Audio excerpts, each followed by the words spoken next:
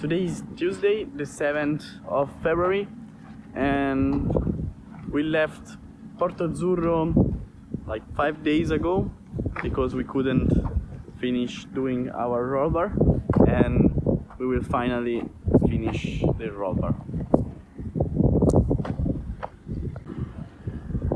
And the thing that I love the most of this harbor is that it's perfect for what I want to do, so for doing boat works. It's not a very fancy touristic place, so yeah, it's perfect. Now that I have put the arches on, I have to connect them with some transversal elements like that, but since they need to fit nicely between each other, they have to be notched. So now I will explain you how to make a notch without a notcher. First of all, you need to measure the angle between the tubes that you want to join together. So I measured the angle between the arch tube and the transversal element tube, and I draw it over there so I have a reference and it is easier. So now you put the two tubes like that on the right angle, and you need to draw this line over there. So you start from the middle and you go out perpendicular to this line. This is the line in line with the other element, and you go out 1/4 of the tube diameter. Once you have this point over there, you need to turn it a little bit so it is also in the middle, because of course it was a little bit more down. So when you look from the top, you need to draw the line that connects this point with the, let's call it, horizon of these two lines, where the lines almost end, like that and like that, and you will cut this part over there and this part over there, and you will get something like this that will fit with this angle.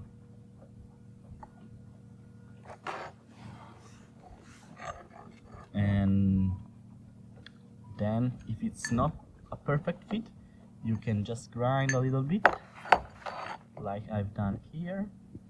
I grind it a little bit to make it perfect, and now we have a perfect template to start doing it on the real element, like that, and like that on the other side.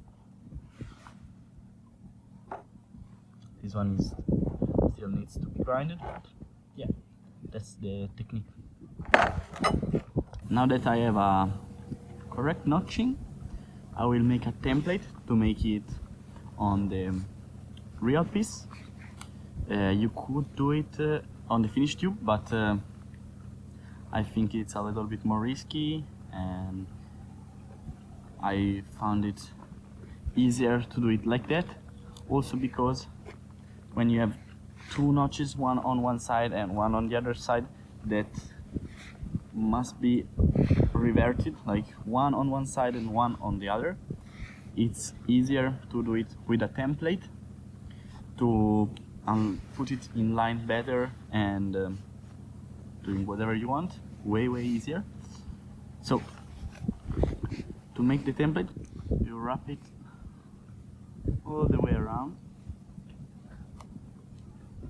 then you will just mark and cut the template. A little trick to mark a line, a straight line all over tube, is to grab a marker, put it turn the tube wherever you want to mark the line, and then you go and you trace the line all the way on the tube, so you have a perfect line.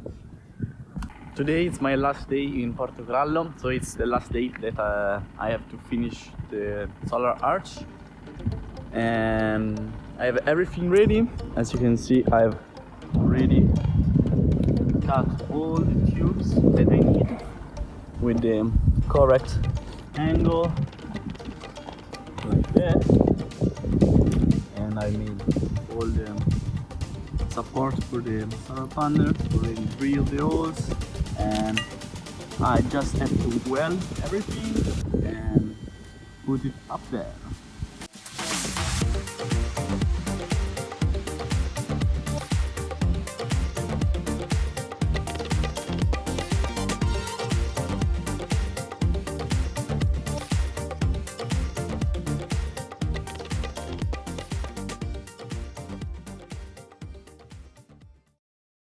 Luckily, someone borrowed me this machine, and now welding is way easier. I think, yeah, I'm shocked. Like before I wasn't able of doing one straight line, and now I weld like perfectly.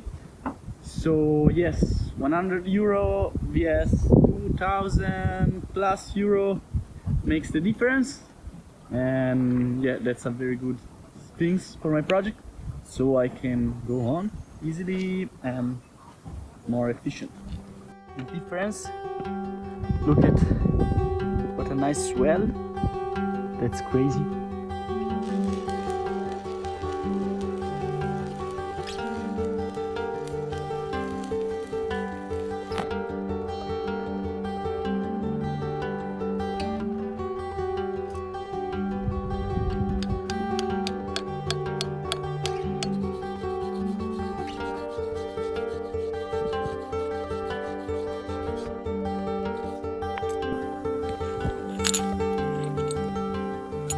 I just finished welding all those elements that will connect the solar panels with the frame of the solar panel that will be attached to the solar arch.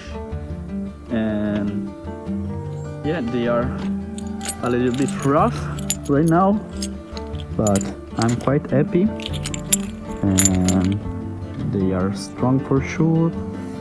And the hard part will be to attach them on the frame, because it's hard to put them all in the right place and with the right angle, so they align well with the solar panel. But we will try our best, and we will update you soon.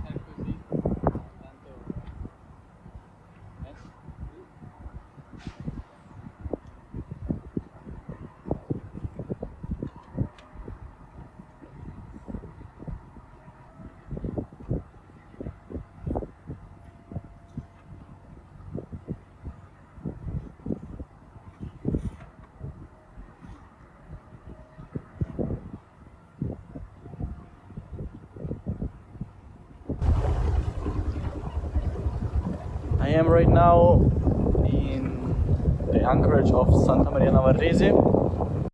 I need to sleep a little bit because I'm so tired. But look at that.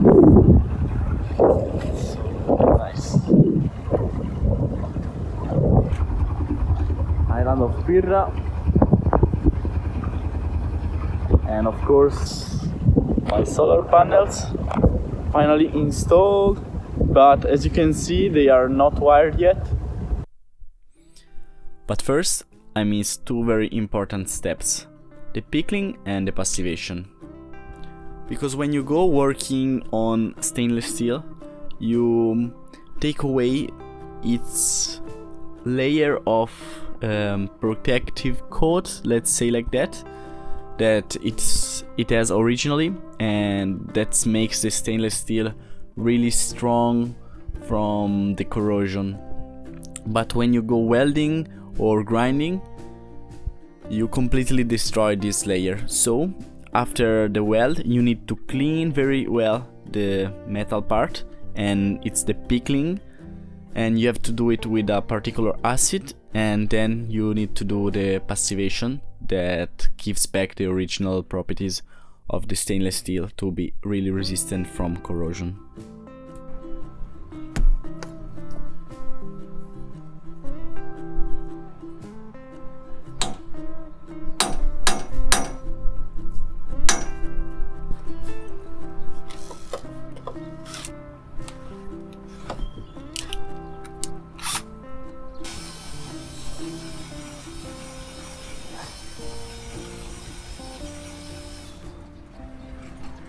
Fuck.